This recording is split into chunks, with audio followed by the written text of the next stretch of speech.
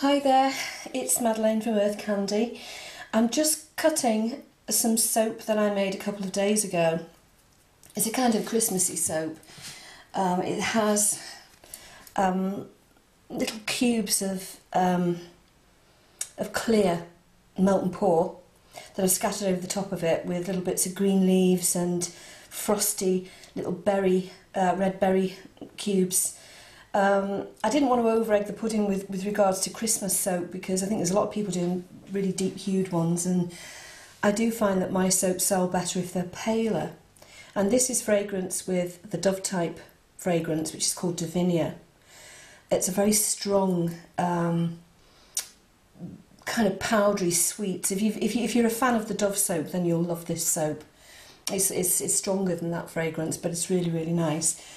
And I made this a couple of days ago. I'm going to cut it with just a plain old kitchen knife because I've tried all kinds of different knives. I'm finding that this one, the blade on this, is quite thin, which is what you want. The thinner the better, I think. Sometimes if your blade is too thick, then it splits the soap or you get it going uneven. And I've found that this is actually quite efficient at cutting the soap. So it's just a plain old cutlery knife.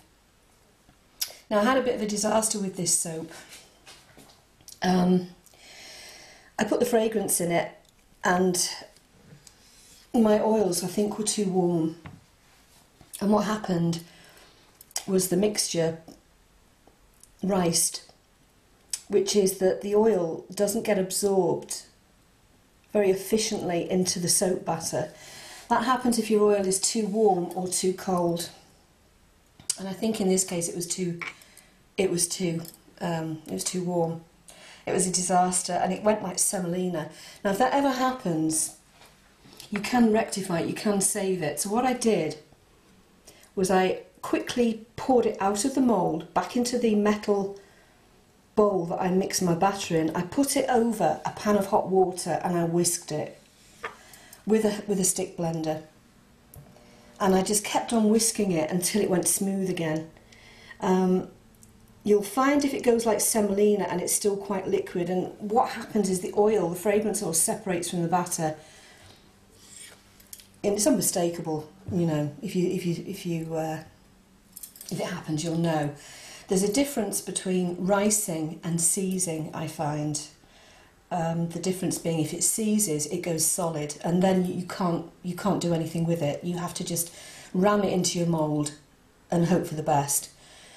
But with ricing, when it goes like semolina, you can put it back into the container, the metal bowl that you've mixed your oils and your lye in, and whisk it to within an inch of its life, and it will cream up again. And that's what happened with this. And it's okay, it's fine. It's a really good, creamy bar with no evidence of ricing going on with it. No separation of the oils. It's absorbed them back again really well. So I was quite pleased with that. So there you go. That is the Christmassy, I don't know what I'm going to call it yet. I'll give it a Christmassy name. And I love it because you can, if you have a look at it at a certain angle, you can just see where the clearness of the topping, it's got that sort of ice cube look about it, and it's sprinkled with clear glitter, which makes it look really Christmassy.